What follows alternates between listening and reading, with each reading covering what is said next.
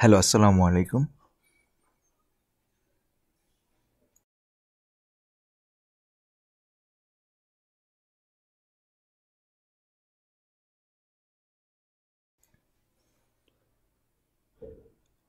যারা এইমাত্র ক্লাসে জয়েন করেছেন তারা একটু জানাবেন যে আপনারা আমাকে শুনতে পাচ্ছেন কিনা, আমাদের স্ক্রিন ক্লিয়ারলি দেখতে পাচ্ছেন কিনা। রোকসানা খাতুন আপু চলে আসছেন,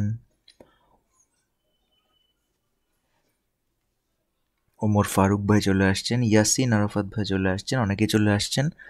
একটু জানাবেন যে আপনারা আমাকে শুনতে পাচ্ছেন কিনা।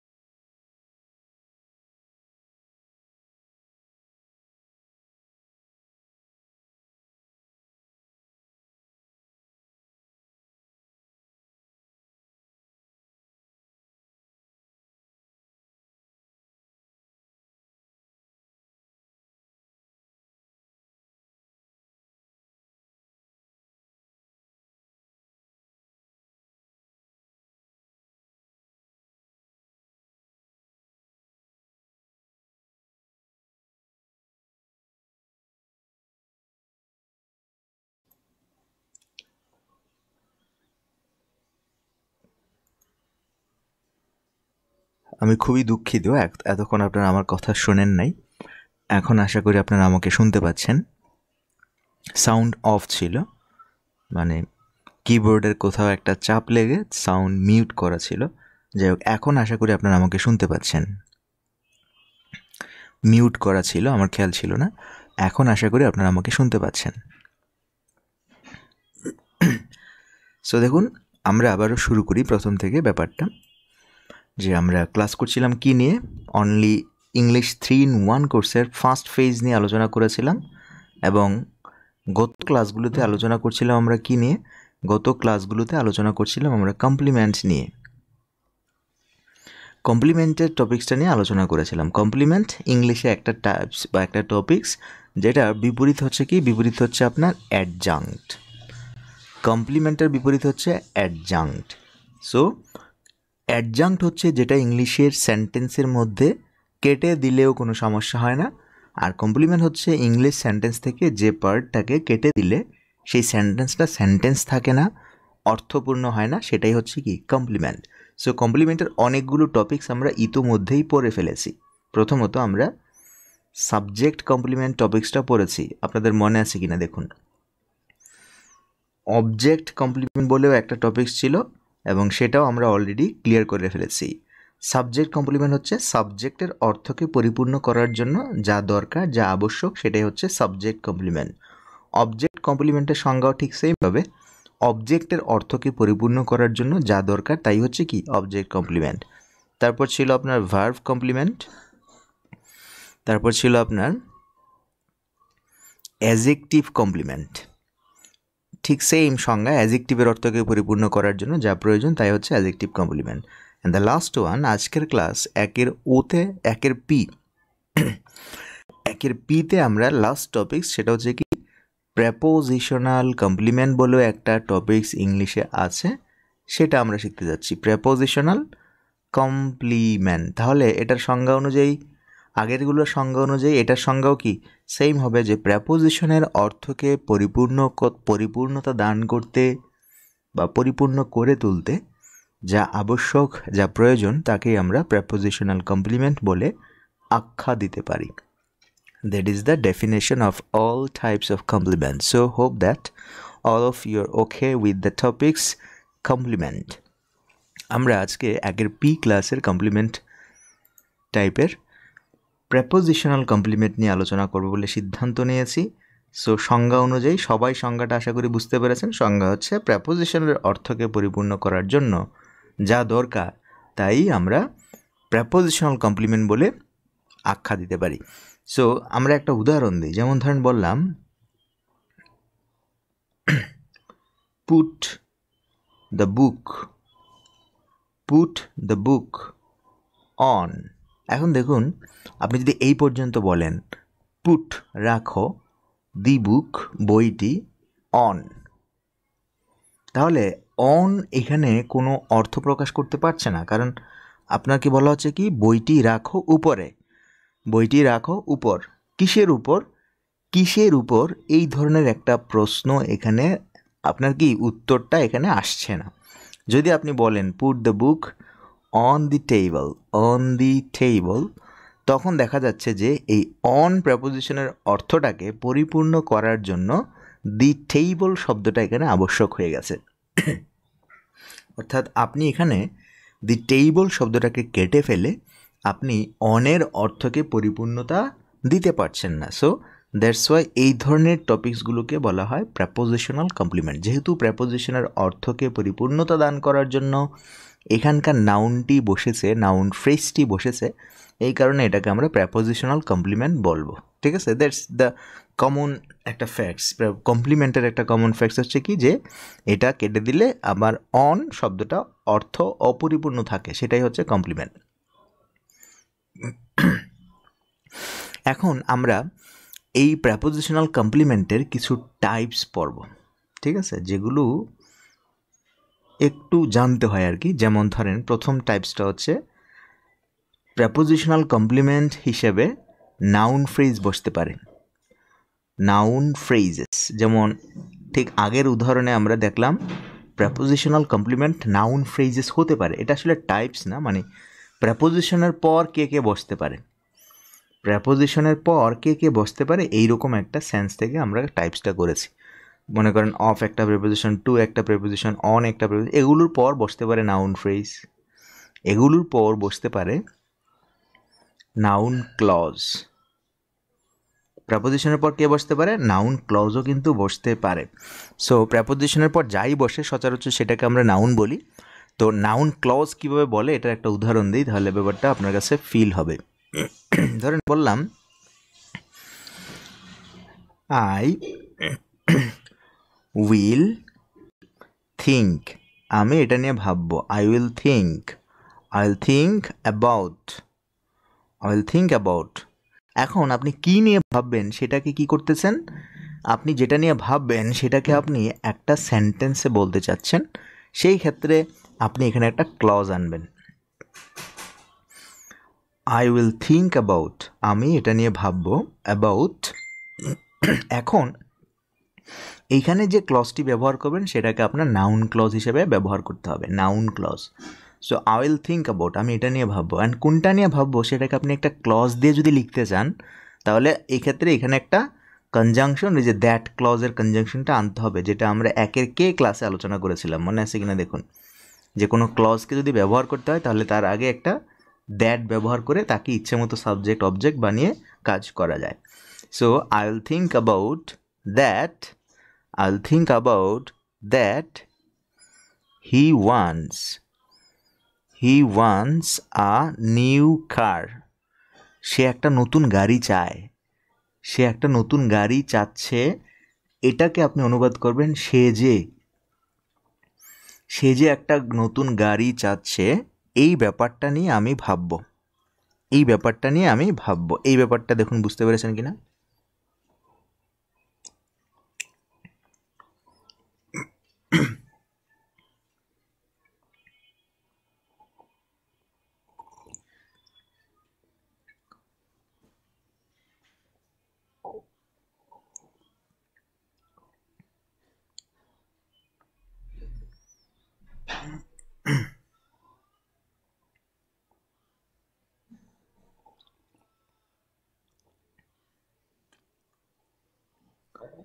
সো আশা করি আপনারা এই ব্যাপারটা বুঝতে পেরেছেন যে প্রেপোজিশনের পর একটা নাউন ক্লজ এইভাবে বসে থাকে।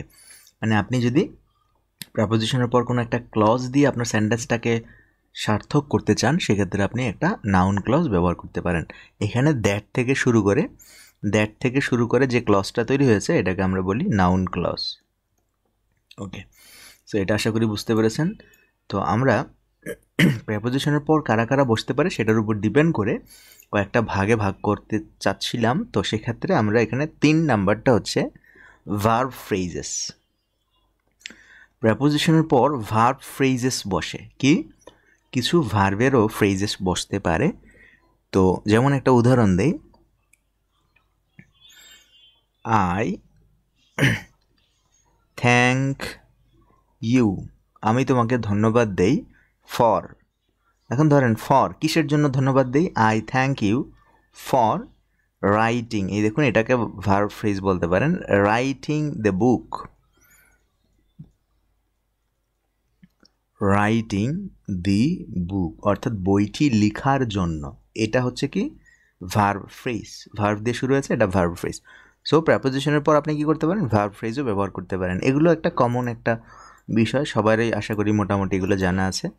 And the fourth one is 4 number যে পজিশনটা সেটা হচ্ছে কি 4 নাম্বারে আপনার বসতে পারে adverb or adverb phrase as prepositional complement.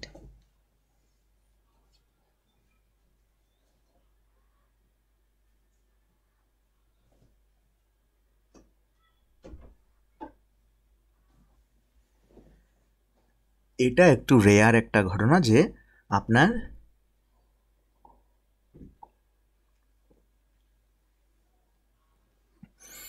প্রেপোজিশনের পর অ্যাডভার্ব অর অ্যাডভার্ব ফ্রেজের বসাটা, এটা একটা রেয়ার একটা কেস, এটা কখনো কখনো দেখা যায়।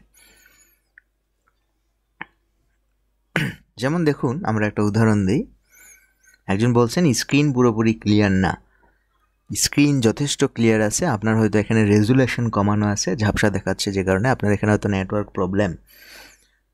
A preposition phrase is comprised of a preposition immediately followed by a noun, pronoun, noun phrase or noun clause. এটার মানে হচ্ছে একটা প্রেপোজিশনের পর পর noun, pronoun, noun phrase, noun clause বসে থাকে।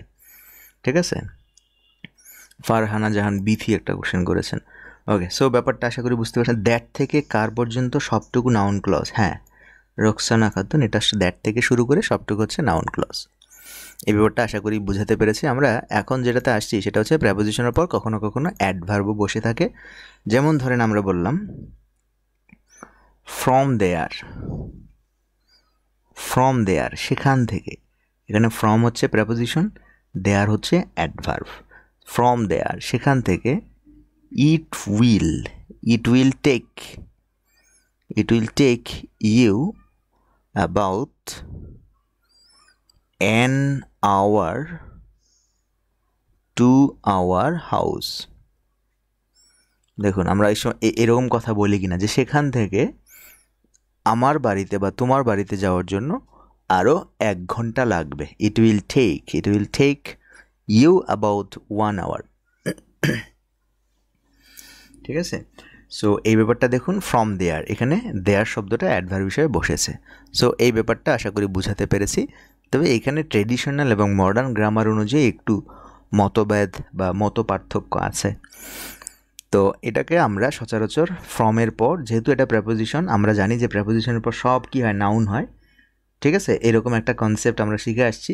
এটা হচ্ছে ট্র্যাডিশনাল গ্রামারের একটা নিয়ম আর কি। ট্র্যাডিশনাল গ্রামার অর্থাৎ প্রচলিত গ্রামার, যেটা যুগ যুগ ধরে চলে আসছে, সেই গ্রামার বলে সবসময় প্রেপোজিশনের পর কী হয়, noun, noun phrase, noun clause, তারপর কি প্রোনাউন ফ্রেজ, এরকম কিছু বসে।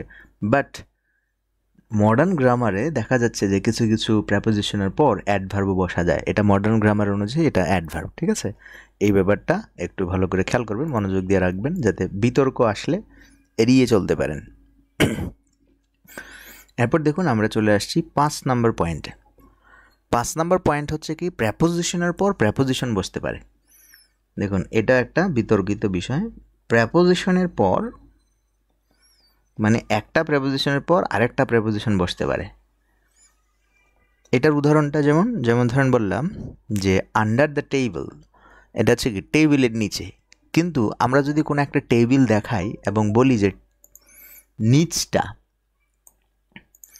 আমরা উদাহরণ দিলে ব্যাপারটা ক্লিয়ার হবে। যেমন ধরেন বললাম she thought, she is thinking বলতে পারেন, শি ইজ থিঙ্কিং অ্যাবাউট, এটা একটা preposition, about under the bad. মানে কি, মানে হচ্ছে যে শি ইজ থিঙ্কিং, সে চিন্তা ভাবনা করছে, অ্যাবাউট এটা নিয়ে, কোনটা নিয়ে, আন্ডার দ্য ব্যাড। তাহলে দেখুন প্রেপোজিশনের পর আরেকটা প্রেপোজিশনাল ফ্রেজ এখানে বসেছে। ট্র্যাডিশনাল গ্রামারে এটাকেও নাউন বলা হয়, বাট এটা আপনার মডার্ন গ্রামার অনুযায়ী আমরা বলতে পারি প্রেপোজিশনের পর প্রেপোজিশন বসে থাকে।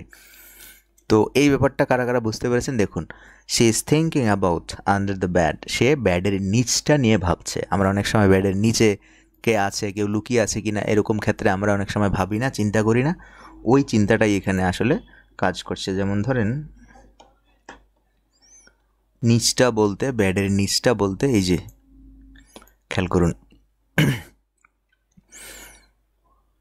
মনে করেন এটা হচ্ছে বিছানা, এই যে এটা হচ্ছে বিছানা এবং বিছানার এটা হচ্ছে নিচের অংশ, বিছানা আর এটা হলো নিচের অংশ। তাহলে নিচটা নিয়ে ভাবছে।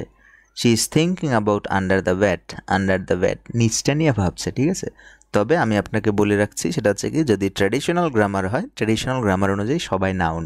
ঠিক আছে, একদম সব ক্লিয়ার, খতম, সবাই নাউন। তো এই ব্যাপারটা আশা করি একটু হলেও বুঝাতে পেরেছি যে আপনি প্রেপোজিশনের পর কী কী বসাতে পারবেন, এই ব্যাপারটা নিয়ে আমরা আলোচনা করেছি। এখন যেহেতু প্রেপোজিশন নিয়ে আলোচনা করছি, তো আমরা প্রেপোজিশনের চ্যাপ্টারটা একটু আমরা এখানে খতম করে দেই, যে প্রেপোজিশন সম্পর্কে আমাদের কি কি জানা উচিত। ঠিক আছে, প্রেপোজিশন সংশ্লিষ্ট কিছু টপিকস আমাদের এখানে ক্লিয়ার করতে হবে। ঠিক আছে, প্রেপোজিশন সংশ্লিষ্ট কিছু ভার্ব, এটা কয়েক প্রকারের ভার্ব হয়ে থাকে। প্রথমটা হচ্ছে বলা হয় প্রেপোজিশনাল ভার্ব। প্রেপোজিশন সংশ্লিষ্ট ভার্ব নিয়ে একটু আপনাদের ক্লিয়ার করে দিচ্ছি। Prepositional verb.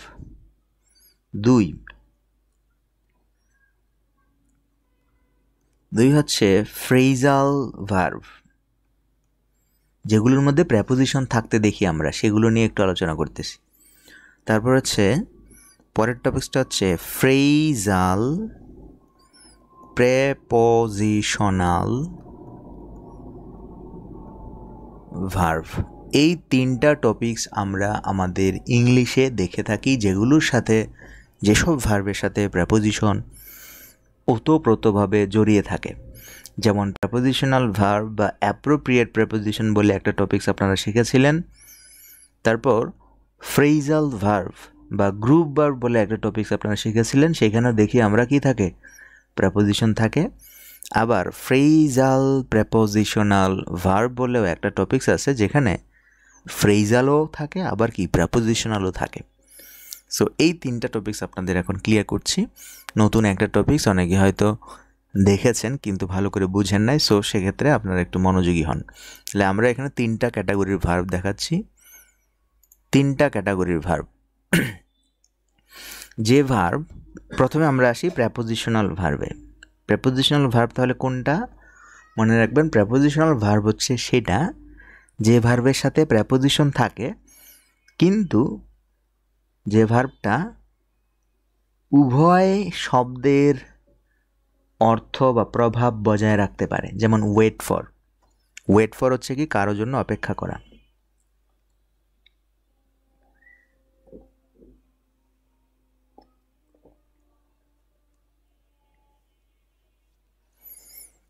আমাদের ব্যক্তি জীবনে এরকম হয় যে আমরা দুজন মানুষের সাথে বন্ধুত্ব করি এবং বলি যে আমরা দুইজন বন্ধু হলাম, দুজন একসাথে বন্ধু হলাম, আমরা সব সময় নিজেদের স্বার্থ বজায় রাখব।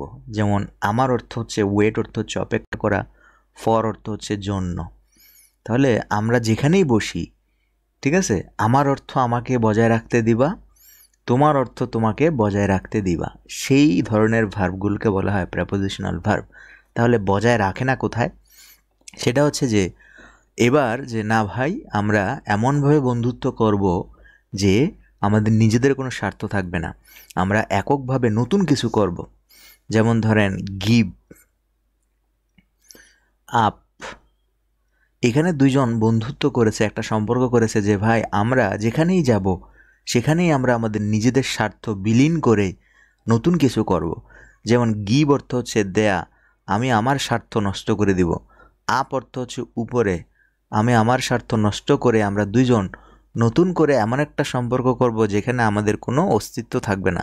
গিভ আপ মানে হচ্ছে কি পরিত্যাগ করা। এই বিষয়টাকে বলা হয় ফ্রেজাল ভার্ব, যেটাকে অনেকে গ্রুপ ভার্ব বলে। ঠিক আছে, এটা অনেকটাই কি ইডিয়মস। ইডিয়মস মানে কি, যেটা আসলে যা বোঝাচ্ছে শব্দগতভাবে বা অর্থগতভাবে সেটা না, অন্য কিছু। সো এখানে খেয়াল করুন, গিভ আপ শব্দের অর্থ হচ্ছে পরিত্যাগ করা। গিভ আপ অর্থ হচ্ছে কি পরিত্যাগ করা। আর এখানে দেখুন ওয়েটের অর্থ বজায় ছিল, ওয়েট মানে অপেক্ষা করা, ফর মানে হচ্ছে কারোর জন্য। I am waiting for you, I am watching for you, আমি তোমার জন্য অপেক্ষা করছি। তাহলে দেখুন তার অর্থ বজায় আছে, তার অর্থ বজায় আছে। এই সব ক্ষেত্রে এই ভার্বের কম্বিনেশনটাকে বলা হয় প্রেপোজিশনাল ভার্ব। আর যখন তাদের স্বার্থ কোনোটাই বজায় থাকবে না, নতুন করে একটা নতুন অর্থের সৃষ্টি করে, তখন সেটাকে বলা হয় ফ্রেজাল ভার্ব। ফ্রেজাল ভার্ব আর গ্রুপ ভার্ব, এটা আশা করি বুঝাতে পেরেছি। এরপর দেখুন আমরা চলে আসছি ফ্রেজাল প্রেপোজিশনাল ভার্ব। তো নাম থেকেই বোঝা যাচ্ছে এখানে একটা পার্ট হবে ফ্রেজাল আর একটা পার্ট হবে প্রেপোজিশনাল। একটা ফ্রেজ হবে ফ্রেজাল আর একটা হবে কি প্রেপোজিশনাল। ব্যাপারটা বুঝতে পেরেছেন কি না? তাহলে আমরা এরকম একটা উদাহরণ দিই যেখানে আপনার ফ্রেজালও একটা পজিশন থাকবে, আবার কি প্রেপোজিশনেরও একটা টপিকস থাকবে। যেমন ধরুন আমরা একটা শব্দ শিখেছিলাম লুক ফরওয়ার্ড, তারপর হচ্ছে আবার টু, লুক ফরওয়ার্ড টু। এইখানে এই লুক ফরওয়ার্ড এই পর্যন্ত হচ্ছে ফ্রেজাল ভার্ব, আর এই ভার্বের সাথে এই টু হচ্ছে প্রেপোজিশন, যে কারণে এই ভার্বের কম্বিনেশনকে বলা হয় ফ্রেজাল প্রেপোজিশনাল ভার্ব। ব্যাপারটা বুঝেছেন কিনা আমাকে একটু বলবেন। মনে রাখবেন, ফ্রেজাল প্রেপোজিশনাল ভার্ব অথবা ফ্রেজাল ভার্বে যে প্রেপোজিশনটাকে আপনি দেখেন এটাকে বলা হয় অ্যাডভার্বিয়াল পার্টিকেল। এটা কোনো প্রেপোজিশন না। এখানে যে ফরওয়ার্ডটা আপনি দেখতে পাচ্ছেন এটা হচ্ছে অ্যাডভার্বিয়াল পার্টিকেল, এটাকে কোনো প্রেপোজিশন বলে না। অ্যাডভার্বিয়াল পার্টিকেল মানে কি? পার্টিকেল মানে হচ্ছে সূক্ষ্ম কণা, ঠিক আছে? ক্ষুদ্রাকার কোনো অ্যাডভার্বকে আমরা কি বলি? অ্যাডভার্বিয়াল পার্টিকেল বলি। এখানে আপের পার্টস অফ স্পিচ হচ্ছে প্রেপোজিশন না, এটা হচ্ছে কি অ্যাডভার্ব। তাহলে এখানে ফরওয়ার্ডের পার্টস অফ স্পিচ হচ্ছে কি? অ্যাডভার্ব। এই ভার্বের সাথে এই অ্যাডভার্ব মিলে নতুন একটা অর্থ সৃষ্টি করে এবং সেই অর্থের সাথে এই প্রেপোজিশন আবার কানেকশন করে প্রেপোজিশনাল ভার্ব তৈরি করে। ব্যাপারটা আমি বুঝাতে পেরেছি কিনা? আর দেখুন এই চার্টের মধ্যে আমি আপনাকে বুঝাতে চেয়েছি যে পৃথিবীতে যত প্রেপোজিশন যুক্ত ভার্ব আপনি দেখেন আসলে তারা এই তিনটি মেকানিজম ফলো করে। যারা ক্লাসে আছেন একটু বলবেন যে আপনারা বুঝতে পেরেছেন কিনা, ক্লিয়ার কিনা।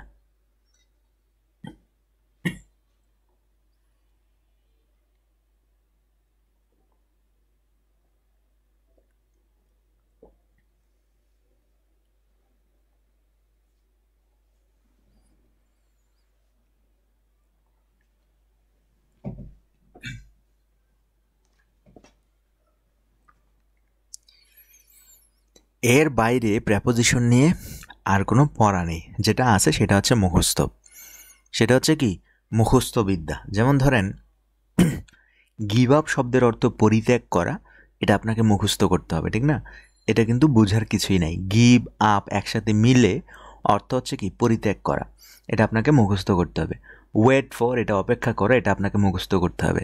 Phrasal prepositional verb look forward to মানে হচ্ছে কি? অপেক্ষা করা, মানে চেয়ে থাকা। I am looking forward to meeting you, আমি তোমার সাথে সাক্ষাৎ করার জন্য ওত পেতে আছি বা অপেক্ষা করছি বা প্রত্যাশা করছি। সো লুক ফরওয়ার্ড টু এটা আপনাকে মুখস্থ করতে হবে, ঠিক আছে?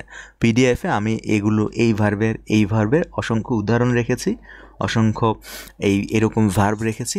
এই ভার্বগুলো আপনাকে দেখতে হবে এবং মুখস্থ করে ফেলতে হবে। এইখানে আপনার গ্রামাটিক্যাল কিছুই নেই। যে গ্রামারটা ছিল সেটা আমি আপনাকে বললাম যে 3 ধরনের ভার্ব দেখা যায় প্রেপোজিশন নিয়ে থাকে। সেই 3 ধরনের ক্যাটাগরিতেই সকল ভার্ব এবং তাদের সাথে যে প্রেপোজিশনটা যুক্ত থাকে সেটা কি প্রেপোজিশন হচ্ছে নাকি আপনার ফ্রেজাল ভার্ব হচ্ছে, ঠিক আছে? এই ব্যাপারটা আপনি কি করবেন? মুখস্থ করে ফেলবেন, অর্থগুলো মুখস্থ করে ফেলবেন। গ্রামারটা এটাই। এটা আশা করি বুঝতে পেরেছেন। এখন আমরা একটা টপিক ক্লিয়ার করব, সেটা হচ্ছে ফ্রেজাল ভার্বের টপিকসগুলো। ফ্রেজাল ভার্বকে আবার কয়েকটা ভাগে ভাগ করা হয়েছে।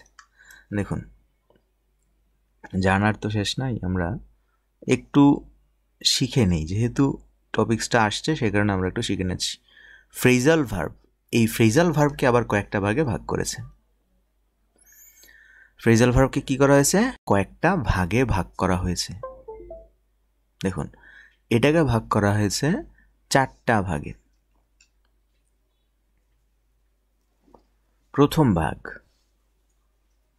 ফ্রেজাল ভার্ব হতে পারে ট্রানজিটিভ ফ্রেজাল ভার্ব।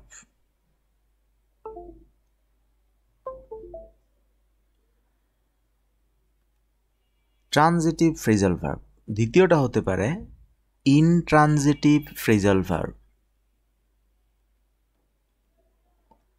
তৃতীয়টা হতে পারে separable phrasal verb, separable. and the fourth one is the last one is হতে পারে একদম শেষেরটা যেটা হতে পারে সেটা হচ্ছে কি?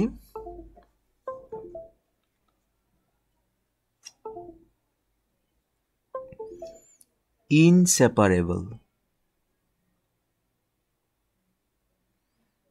তাহলে খেয়াল করুন, ট্রানজিটিভ, ইনট্রানজিটিভ, সেপারেবল এবং ইনসেপারেবল, এই 4টা ভাগে ভাগ করা হয় ফ্রেজাল ভার্বকে। একজন প্রশ্ন করেছেন যে উইথ এ ভিউ টু এটা কি ফ্রেজাল ভার্ব? না, এটা হচ্ছে একটা প্রেপোজিশন। এটা কি? একটা প্রেপোজিশন। এটাকে বলা হয় প্রেপোজিশনাল ফ্রেজ, ঠিক আছে? দেখুন, শেষেও প্রেপোজিশন, পূর্বেও প্রিপোজিশন, শেষেও প্রেপোজিশন, পূর্বেও প্রেপোজিশন, এই ধরনের স্ট্রাকচার আসলে প্রেপোজিশনই, এটাও একটা প্রেপোজিশন, ঠিক আছে, পুরোটাই একটা প্রেপোজিশন। এটাতে কোনো ভার্ব নাই আছে, এটার মধ্যে কোনো ভার্ব নাই। With a view to, with a view to, in the absence of, in the absence of, এই ধরনের ফ্রেজে দেখুন এখানে অফ, এখানে ইন, শুরুতেও প্রেপোজিশন শেষেও প্রেপোজিশন, এগুলোকে বলবেন কি প্রেপোজিশন। এটাকে বলা হয় প্রেপোজিশনাল ফ্রেজ। এগুলো কিন্তু ফ্রেজাল ভার্ব না, ভার্ব থাকতে হবে অবশ্যই, ঠিক না?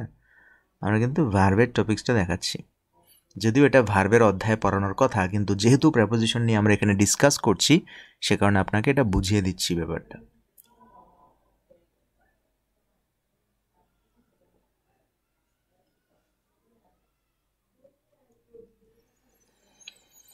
তো আশা করি আপনি এই ব্যাপারটা বুঝতে পেরেছেন। এখন আমরা আপনাকে ফ্রেজাল ভার্বের এই কাহিনীগুলো একটু ব্যাখ্যা করি। ট্রানজিটিভ কি, যেটা অবজেক্ট নিতে পারে, ইনট্রানজিটিভ কোনটা, যেটা অবজেক্ট নিতে পারে না, ব্যাস। এখন যদি বলেন যে একটা উদাহরণ দিতে চান, শুনতে চান, সেক্ষেত্রে আমরা একটা উদাহরণ দিতে পারি। ধরেন ট্রানজিটিভ ফ্রেজাল ভার্ব কি করবে, অবজেক্ট নিবে। কি করবে, অবজেক্ট নিবে। যেমন ধরেন বললাম ইউ শুড গিভ আপ, কি পরিত্যাগ করা উচিত, কি পরিত্যাগ করা উচিত, স্মোকিং, ধূমপান পরিত্যাগ করা উচিত। তাহলে এই গিভ আপ ভার্বটা কি আসলে transitive, transitive phrasal verb, transitive phrasal verb আমরা বলতে পারি। ব্যাপারটা আশা করি বুঝে গেছেন।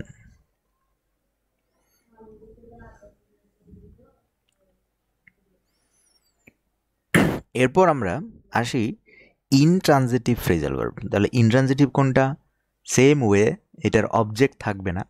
যেমন ধরুন the patient, the patient passed away, passed away মানে কি মারা যাওয়া। দেখুন পাসের অর্থও নেই, আওয়ের অর্থও নেই, দুটা নতুন করে কি দিচ্ছে, মারা যাওয়া।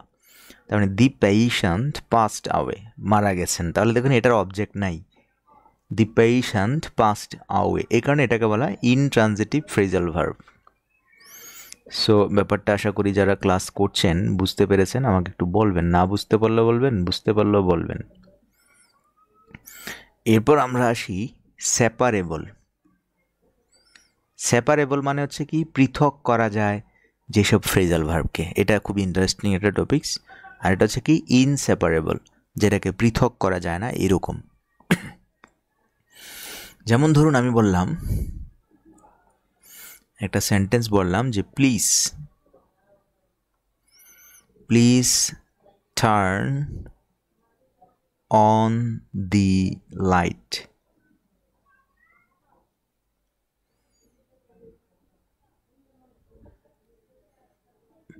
Please turn on the light.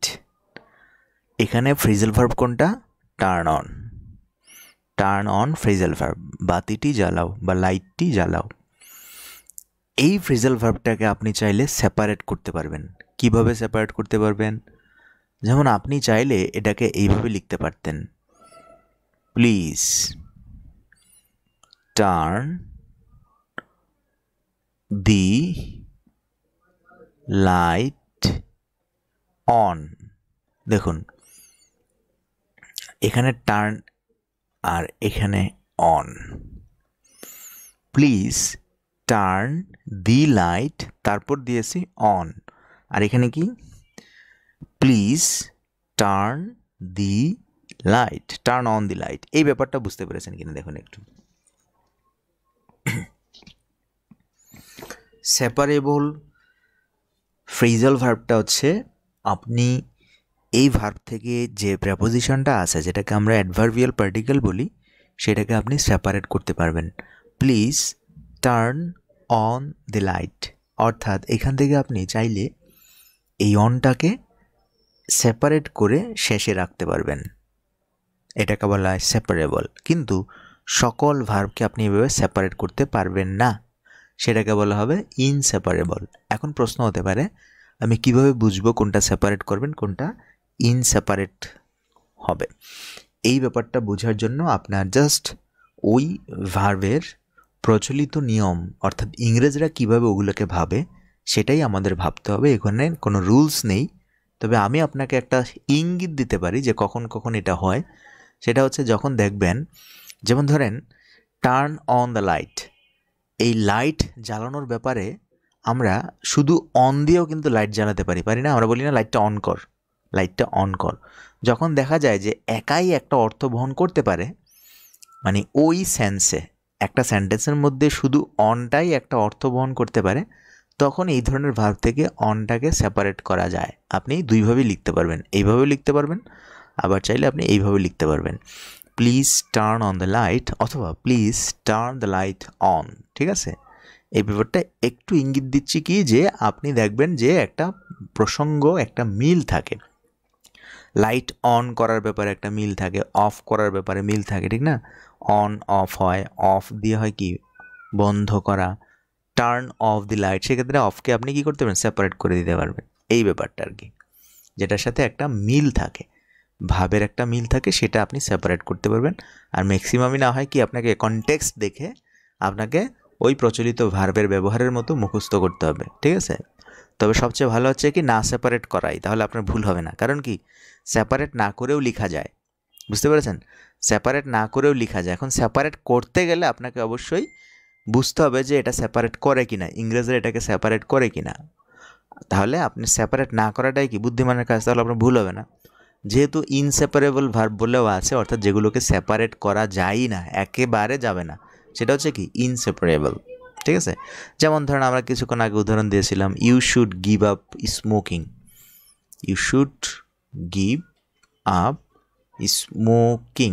এখন এই জায়গায় আপনি কখনোই বলতে পারবেন না ইউ শুড গিভ তারপর স্মোকিং লিখে শেষে আপনি আপ লিখতে পারবেন না, কারণ আপ দিয়ে আসলে কখনই আমরা কোনো কিছু বুঝাই না। যে স্মোকিং আপ, এর মানে কিন্তু থামা না, এর মানে কিন্তু হইতে পারে শুরু করা। ঠিক আছে, সো এই ক্ষেত্রে আপনি এটাকে ইনসেপারেট করতে পারবেন না। You should give up smoking, তোমাকে ধূমপান পরিত্যাগ করা উচিত, তোমার ধূমপান পরিত্যাগ করা উচিত। এই ব্যাপারটা হচ্ছে মানে ফ্যাক্টসটা, prepositional verb, phrasal verb, phrasal prepositional verb নিয়ে যে আলোচনাটা করেছি, আশা করি বুঝতে পেরেছেন। আমরা পিডিএফে আরও অনেক উদাহরণ রেখেছি, উদাহরণগুলো ভালো করে খেয়াল করবেন এবং এই ফ্যাক্টসগুলো জানবেন। আপনি যখন পত্রিকা পড়তে যাবেন বা কোনো ইংলিশ দেখবেন, কেউ যখন কথা বলে, তখন দেখবেন এই অনটাকে শেষে এভাবে ফেলে রাখা হয়েছে, তখন আপনি বুঝেন না যে এটা কেন ফেলে রাখা হয়েছে। কথা বলছেন? এখন থেকে আপনি দেখতে পাইলে যদি এরকম কোথাও দেখেন, তাহলে বুঝতে হবে যে এখানে হয়তো একটা ফ্রেজাল ভার্বের কাহিনী ছিল এবং এটা সেপারেবল ফ্রেজাল ভার্ব ছিল, যে কারণে এটাকে সেপারেট করা হয়েছে। এখন শুধু এই জায়গায় যে হয় এরকম কিন্তু না, আমরা কিন্তু আগের ক্লাসেও একটা টপিকস পড়েছি যে প্রেপোজিশনকে শেষে রাখা যায়। সেটা কোনটা বলেন তো? সেটা কোনটা? ওই রিলেটিভ ক্লজের ব্যাপারে আমরা বলেছিলাম যে প্রেপোজিশনকে সেন্টেন্সের শুরুতে না রেখে কোথায় রাখা যায়, শেষেও রাখা যায়। সেটার সাথে আবার এটা গুলিয়ে ফেলবেন না, সেটা হচ্ছে রিলেটিভ প্রোনাউন দিয়ে শুরু হয়েছিল। ঠিক আছে, যেমন ঢাকা কোন দেশের রাজধানী? What country is the capital of Dhaka? এইরকম ঢাকা কোন দেশের রাজধানী, এই সেন্টেন্সেও কিন্তু আমাদের কি ছিল, প্রেপোজিশন শেষে ছিল, সেটার সাথে আবার এটা কিন্তু গুলিয়ে ফেলবেন না। ঠিক আছে, ঢাকা কোন দেশের রাজধানী, ঢাকা কোন দেশের রাজধানী, এই সেন্টেন্সের সাথে ওই সেন্টেন্স গুলিয়ে ফেলবেন না। সো ঢাকা কোন দেশের রাজধানী, এটা আপনি কীভাবে, একজন প্রশ্ন করেছেন কিভাবে বুঝবো অ্যাডভার্বিয়াল পার্টিকেল অ্যাডভার্ব না, অ্যাডভার্বিয়াল পার্টিকেল অ্যাডভার্ব, না বুঝার কি আছে? যদি আপনি বুঝেন এটা অ্যাডভার্বিয়াল পার্টিকেল, তাহলে এটা অ্যাডভার্ব। এখন আপনি কিভাবে বুঝবেন, এটা তো আমরা প্রথমেই বলেছি যে অ্যাডভার্বিয়াল পার্টিকেল হবে কোনটা, যেটা যেটা ভার্ভ এবং ওই প্রেপোজিশনের অংশ মিলে নতুন অর্থ দেবে সেটা। ঠিক আছে, এখন ঢাকা কোন দেশের রাজধানী, এখানকার প্রেপোজিশনকে কিন্তু এখানকার প্রেপোজিশনের সাথে গুলিয়ে ফেলবেন না, এটা নিয়ে আমরা একটু কথা বলছিলাম।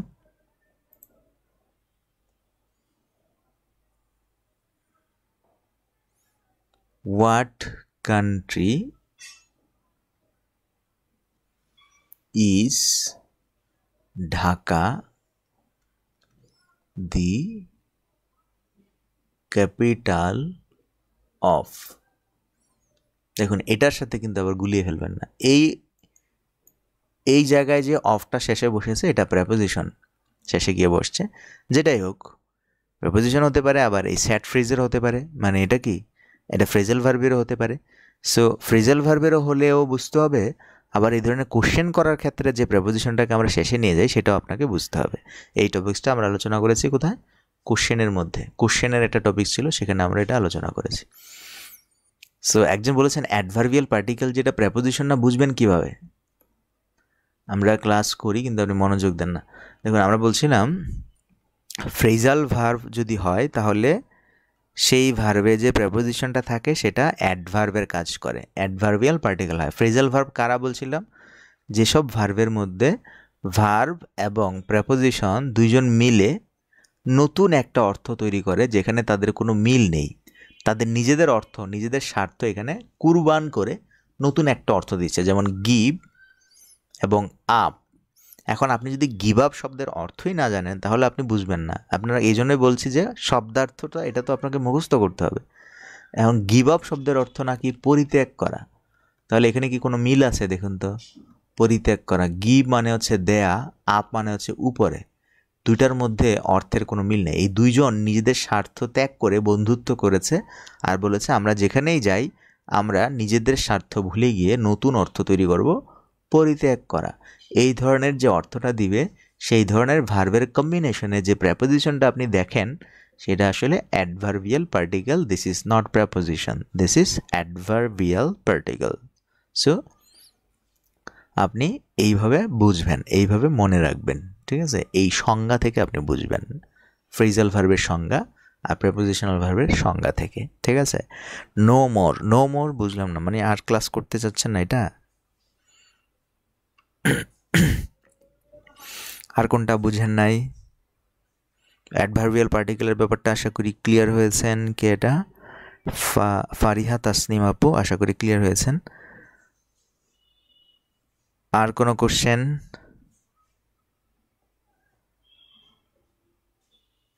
আর কোনো কোশ্চেন থাকলে আপনি করতে পারেন। আমরা পিডিএফে এরকম সে ফ্রেজাল ভার্বগুলো, প্রেপোজিশনাল ভার্বগুলো অ্যান্ড ফ্রেজাল প্রেপোজিশনাল ভার্বগুলো অনেকগুলো চার্ট দেওয়া আছে, অনেকগুলো উদাহরণ দেওয়া আছে।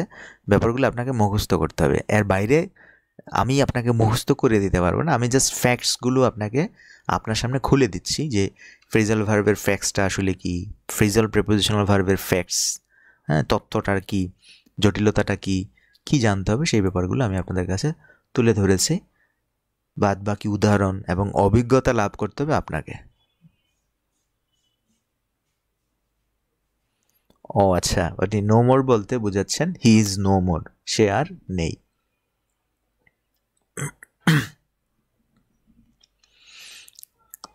ওকে, ক্লিয়ার হয়েছেন, অনেকেই বলেছেন ক্লিয়ার। সো আমরা আজকে যে ক্লাসটি করলাম সেটি হচ্ছে একের পি। আমরা একের পি ক্লাস করেছি এবং আলোচনা করেছি কিসে? Prepositional complement.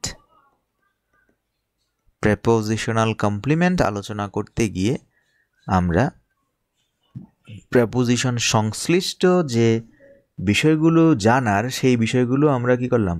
জেনে গেছি, ঠিক না? প্রেপোজিশন সংশ্লিষ্ট ভার্ব নিয়ে আলোচনা করেছি এবং এটাকে 3টি ক্যাটাগরিতে ভাগ করেছি। 3টি ক্যাটাগরির ফ্রেজাল ভার্বকে আবার 4টি ক্যাটাগরিতে ভাগ করেছি। কি কি? ইনট্রানজিটিভ, ট্রানজিটিভ এবং আরেকটা হচ্ছে কি আপনার ফ্রেজাল, সেপারেবল এবং ইনসেপারেবল। এই ধরনের ভাগ করে আমরা আজকের ক্লাসটা করেছি। আশা করি এই পর্যন্ত আপনারা বুঝতে পেরেছেন, ক্লিয়ার হয়েছেন।